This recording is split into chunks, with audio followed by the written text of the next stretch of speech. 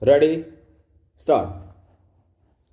The compounding of an offense is always controlled by statutory provision.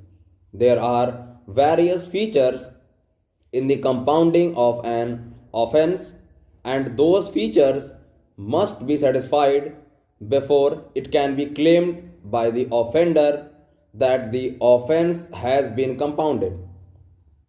Thus, compounding of an offense cannot be achieved indirectly by the sanctioning of a scheme by the company code.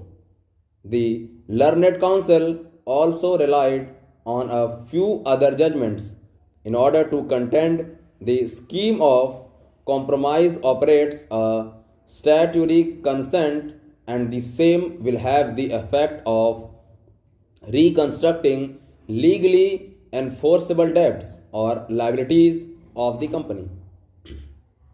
In support of the said contention, reliance was placed on the judgment of this court in the case of Bulmer Lorry Workers Union, Bombay, and another versus Bulmer Lorry and Company Limited and others.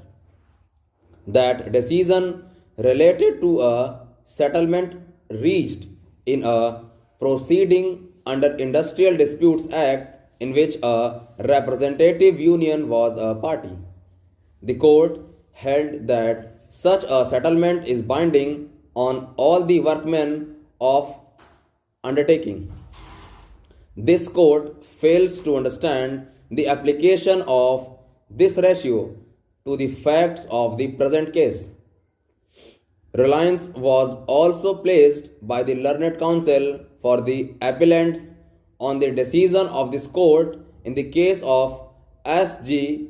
Baswanti versus LV Textile Mills and others.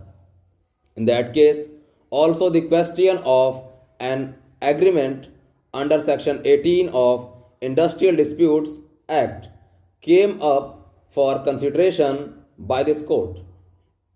The wide sweep of an agreement under Section 18 of the Industrial Disputes Act for the purpose of maintaining industrial peace is not an issue in the case. Therefore, the decision in the case does not have any relevance to the question with which we are concerned in the facts and circumstances of the case. The learned counsel for the appellants then advanced his argument on the provisions of NI Act and the nature of the offence under the NI Act. Reliance was placed on explanation to Section 138 of the NI Act in order to show that for the purposes of an offence under Section 138 of the NI Act, debt or other liability must mean a legally enforceable debt or liability.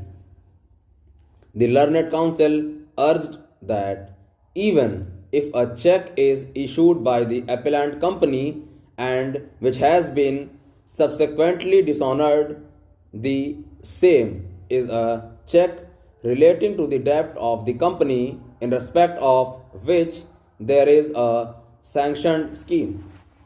Therefore, the fact is not a legally enforceable debt in as much as after the sanctioning of the scheme, the debt can only be enforced against the company by the creditor.